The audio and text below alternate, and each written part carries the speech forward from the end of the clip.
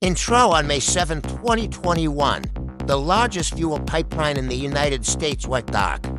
5,500 miles of critical infrastructure carrying 100 million gallons of fuel per day ground to a halt.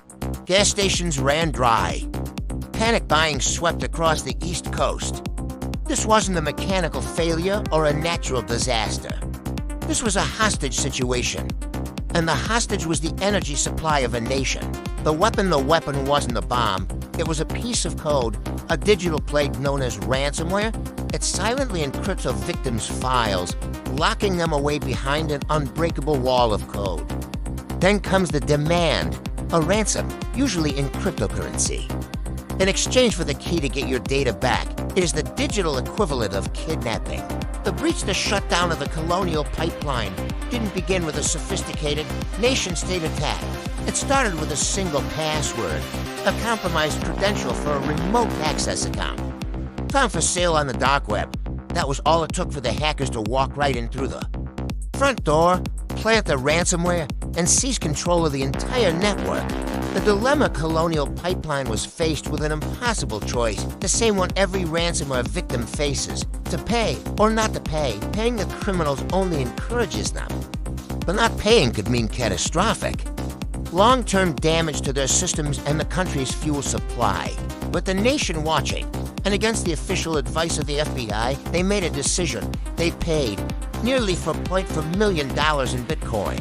Expert testimony 1 CCTAG type equals character value equals expert 1 name equals security analyst. The Colonial Pipeline attack was a watershed moment. It proved that these criminal groups aren't just targeting businesses anymore. They're targeting society. They found a single weak point and old password on an unused account and leveraged it to disrupt an entire country.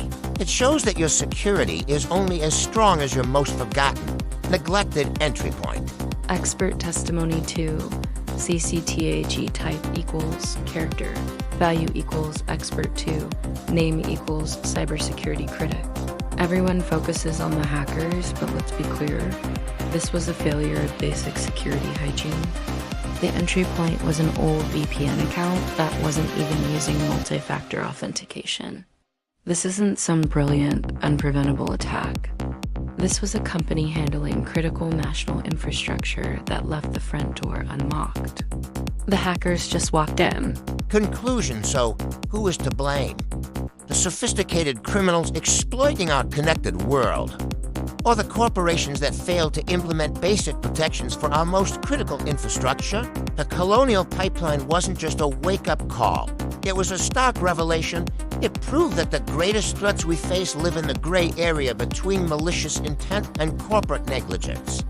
As the digital war rages on, the most important question isn't just how we stop the attackers, but how we hold the guardians of our systems accountable. Because the next time the lights go out, we'll know it wasn't just a hack, it was a choice.